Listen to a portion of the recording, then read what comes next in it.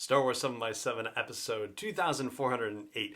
There was one other project that we never talked about when it came to the whole Disney Investor Day. And actually there were two. One of them was Andor, which we talked about yesterday. And today we're going to talk about the other one, which is The Bad Batch. Punch it.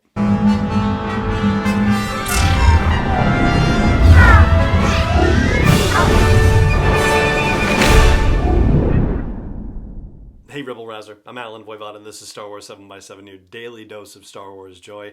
And thank you so much for joining me for it. So The Bad Batch, we got a sizzle reel back in December for the Disney Investor Day that gave us some futuristic music and a lot of planetary arrival shots. The Bad Batch description that we got was actually no different from the description that we got back in July when the series was first announced. And just to give you the refresher, the official description says the series follows the elite and experimental clones of the Bad Batch first introduced in the Clone Wars as they find their way in a rapidly changing galaxy in the immediate aftermath of the Clone War. Members of the Bad Batch, a unique squad of clones who vary genetically from their brothers in the clone army, each possess a singular exceptional skill, which makes them extraordinarily effective soldiers and a formidable crew. In the post-Clone War era, they will take on daring mercenary missions as they struggle to stay afloat and find new purpose. So I think probably the biggest question that we're going to need answered right away is how is it that they survive Order 66? Because when we saw Order 66 go down in the Clone Wars in Season 7, we saw obviously that Rex turned on Ahsoka, and Ahsoka actually got Rex to switch sides after she was able to get the implant out. But the clones recognized that he was potentially a traitor, and so they went after him as well. At some point, the clones are going to have to recognize that the Bad Batch are not part of their system, and they may be acknowledged as traitors somehow as well. But certainly, as the description says, they're going on daring mercenary missions.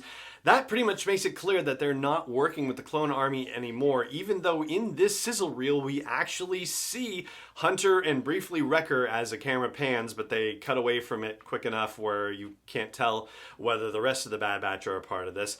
But at least two of the Bad Batch members are there with the clone army as the broadcast from Palpatine about reassembling into the First Galactic Empire is happening. Like, they're all watching this holographic projection of this happening. And, it really does make you wonder, like, what is going on in Hunter's mind at that point, or Wrecker's mind, or any of the Bad Batch for that matter. And there is even a moment where Tarkin appears near the end of the sizzle reel and talks about what an impressive display something was, which we have no idea what it was, but he's talking to Hunter, who is standing at attention.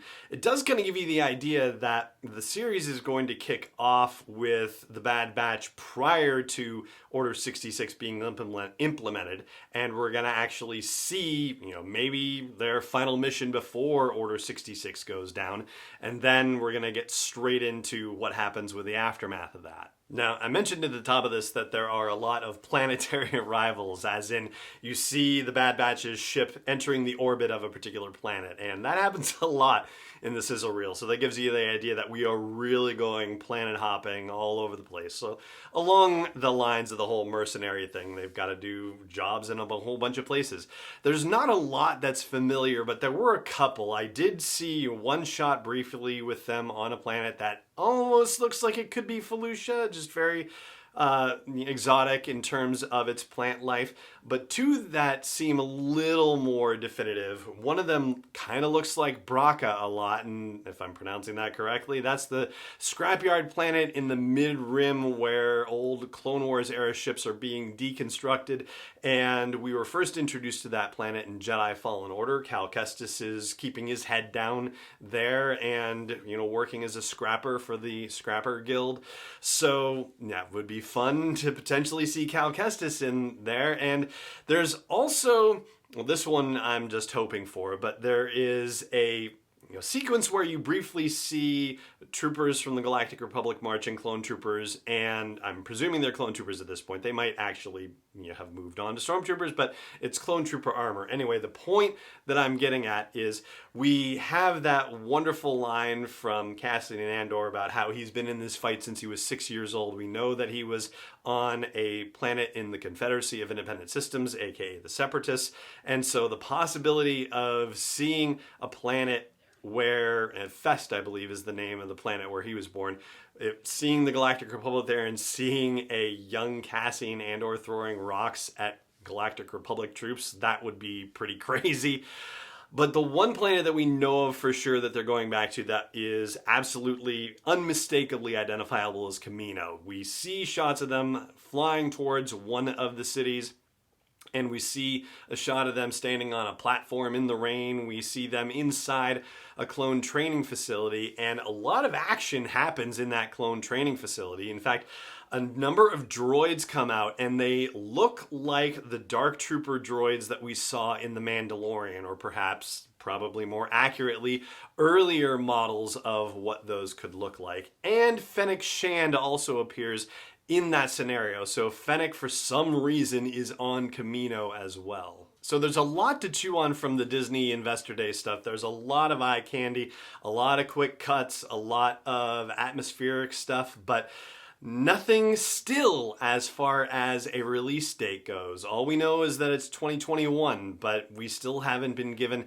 a date to expect the debut, which is a little sad and unfortunate. And we talked about that in the February preview, the very first day of the month, and the hope that maybe, just maybe, this is the month that they'll actually tell us when it's coming out. It doesn't have to come out in February, but wouldn't it be nice to find out when, And as far as media moments for Star Wars, we're pretty much out of the High Republic cycle for, that dominating all of the discussion that Lucasfilm would want to put out there. So I would think some sort of news around the Bad Batch would be a wonderful and welcome thing. So we'll keep our fingers crossed for that. And that right there is going to do it for today's episode of the show. It just remains for me to say thank you so much for joining me for it, as always. And may the Force be with you wherever in the world you may be. Star Wars 7x7 is not endorsed or sponsored yet by Lucasfilm Limited, Disney, or 20th Century Fox, and is intended for entertainment and information purposes only. Star Wars, the Star Wars logo, all names and pictures of Star Wars characters, vehicles, and any other Star Wars related items are registered trademarks and/or copyrights of Lucasfilm Limited, or their respective trademark and copyright holders. May the Force be with them. All original content is copyright 2021 by Star Wars 7x7. We hope you love it.